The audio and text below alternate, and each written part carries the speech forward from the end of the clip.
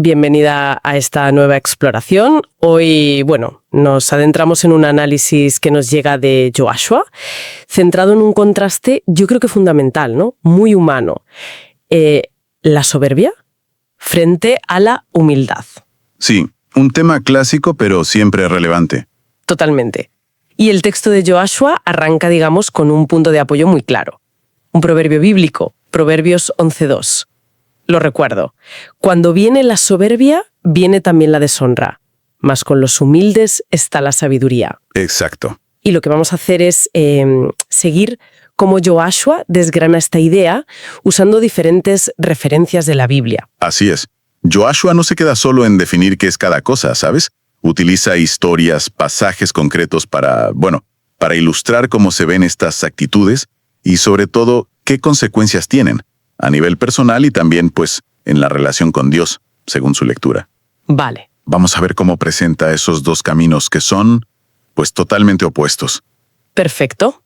Pues nuestra tarea hoy es esa. Sacar las claves de esta lectura bíblica que nos ofrece Josué, soberbia y humildad. Dos vías con destinos muy distintos. Venga, empecemos. Vamos a ello. Josué nos mete de lleno, con una parábola muy gráfica. Seguro que a muchos les suena. La del fariseo y el publicano que suben al templo a orar. Está en Lucas 18. Sí, muy conocida. Para ponernos un poco en situación, recordemos.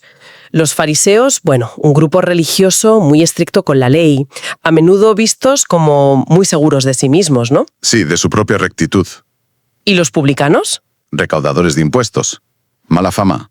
Pecadores, colaboracionistas. Eso es. El contraste social ya es fuerte de por sí, pues la oración del fariseo es impactante. Se planta allí y dice, según el texto, que oraba consigo mismo. Algo así como, Dios, gracias porque no soy como los demás, ladrones, injustos, adúlteros, ni como este publicano. Uf. Es autoafirmación pura. Se compara y, claro, menosprecia. Josué relaciona esto con lo que dice Juan 7, de algunos líderes que despreciaban a la gente normal por no saber la ley. Exacto. Y lo interesante del análisis de Josué es cómo señala que esa autojusticia se convierte en la medida de todo. El soberbio, según esta visión, se cree el estándar. Claro. Es una confianza que empieza y acaba en uno mismo. No hay una referencia fuera que valga. Josué incluso menciona Efesios 4:13 para reforzar esto, que propone otra medida, radicalmente distinta. Cristo. Ah, mira. ¿Eso claro? Desmonta toda la autoevaluación del fariseo. O sea, la deja sin base. Y en el otro extremo, el publicano. El relato dice que se queda lejos, que ni se atreve a mirar al cielo. Una postura física que ya dice mucho. Y el gesto se golpea el pecho. La oración es la antítesis. Dios se propició a mí, pecador. Directo.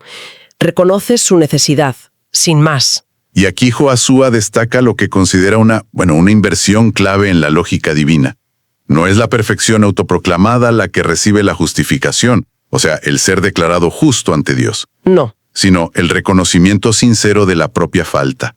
Es la humildad la que en esta perspectiva abre la puerta. Y esta idea es potente, como dice Josué, porque choca con nuestra mentalidad de méritos, ¿no? Incluso en lo espiritual. Sí, totalmente. La humildad conecta, la soberbia, aísla. Vale, hemos visto el contraste a nivel personal con la parábola. Pero Josué, en su análisis, va más allá. Quiere mostrar que esto se repite a gran escala. Pasa de lo individual a lo colectivo, sí. Y usa el ejemplo de Moab, una nación que sale bastante en el Antiguo Testamento. Cita un pasaje de Jeremías 48, versículo 29, que describe a Moab con un montón de adjetivos. Hemos oído la soberbia de Moab, que es muy soberbio, arrogante, orgulloso, altivo y altanero de corazón. Casi nada. Es muy enfático, sí. No deja lugar a dudas sobre cómo se percibía a Moab en ese texto. ¿Y en qué se basaba esa soberbia según interpreta Joshua del texto? Pues en confiar en lo suyo. Su riqueza, su seguridad geográfica, su poder militar. Su autosuficiencia, vamos. Exacto. Esa sensación de no necesitamos a nadie, somos invulnerables. Y aquí es donde Joshua vuelve al proverbio del principio. Esa altanería tradicional, como la llama él, esa confianza total en uno mismo, es justo lo que, según la interpretación de Joshua del profeta, atrae el juicio divino. Ah, claro. La soberbia trae la deshonra, que en el caso de Moabes es, destrucción, caída. Funciona como una advertencia a gran escala. La arrogancia que ignora a Dios, pues tiene consecuencias. Es la caída que anunciaba Proverbios. Entendido. Entonces, si la soberbia lleva a la deshonra, a la caída, ¿qué dice Joshua sobre la humildad, sobre todo cuando vienen maldadas? Pues aquí el análisis cambia un poco de tercio, sí. Explora la humildad no en la comodidad, sino en la dificultad, en la aflicción. Algo que, al final, nos toca a todos, ¿no? Claro, Joshua dice eso, que todos pasamos por momentos críticos, y recalca que, desde la perspectiva cristiana que él expone, ni siquiera Dios hecho hombre se libró del sufrimiento, de la humillación. Cita el Salmo 4, «¿Hasta cuándo volveréis mi honra en infamia?», como un eco de esa experiencia. Para ilustrar esa humildad en la prueba más dura, Joshua se apoya mucho en Isaías 53, un pasaje clave que el cristianismo aplica a Jesús. Sí, el del siervo sufriente. Describe un sufrimiento tremendo. Angustiado él y afligido, no abrió su boca. Como cordero fue llevado al matadero. Habla de ser despreciado, desechado, silenciado, juzgado injustamente, ¿Sí? y cortado de la tierra de los vivientes. Sepultado con malhechores, dice, aunque era inocente. Nunca hizo maldad ni hubo engaño en su boca. Es un cuadro desolador, pero soportado con sumisión. Y aquí Joshua hace una aclaración que ve fundamental. Interpreta que este sufrimiento no se debe ver como un castigo por alguna soberbia oculta en Jesús, o porque le faltara sabiduría. Ah, vale. Al contrario, Josué insiste en que, en la teología que maneja, Jesús es la sabiduría misma. Por tanto, su sufrimiento se presenta no como un castigo merecido por orgullo, sino como la máxima expresión de humildad, de obediencia voluntaria a un plan mayor. O sea, no es debilidad. No es debilidad moral, no. Es fortaleza en la sumisión, según esta lectura. Es interesante también cómo Joshua conecta la humildad con la integridad personal ante la injusticia, que no es solo aguantar y ya. No es pasividad sin más. Menciona a Job, que en medio de todo su desastre, clama, «Péseme Dios en balanzas de justicia y conocerá mi integridad». Un alegato tremendo en medio del sufrimiento. Y también usa salmos, como el Salmo 7, donde el que habla se defiende de acusaciones falsas y pide a Dios que intervenga, basándose precisamente en su rectitud. Exacto. Y esto sugiere una visión de la humildad, la que presenta Josué, que no es resignarse ante el mal porque sí, es más bien una confianza profunda en la justicia final de Dios. Entiendo. Pero una confianza que se apoya en intentar mantener la propia integridad. Es reconocer la autoridad de arriba y apelar a ella. Bueno, desde una conciencia que se sabe limpia en lo esencial. Vale.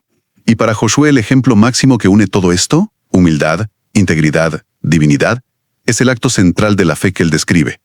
Dios mismo bajando, haciéndose pobre, dice otro texto, quitándose su gloria para vivir aquí y mostrarnos un camino. Con todas estas piezas, la parábola, Moab, Jesús, Job, Josué nos lleva ya al núcleo de su mensaje, ¿no? A una elección. Sí, se perfilan dos caminos muy claros, con destinos opuestos. Por un lado, la soberbia, el orgullo, la autosuficiencia, actitudes que, según este análisis, llevan casi naturalmente a rechazar la idea central del cristianismo, un Dios que se humilla hasta hacerse hombre en Jesús. Claro, choca frontalmente con el orgullo. Y ese rechazo, argumenta Joshua, pues deja a la persona expuesta a las consecuencias negativas, al juicio. Y por otro lado, el camino alternativo, el de la humildad, la sencillez, el estar abierto a escuchar.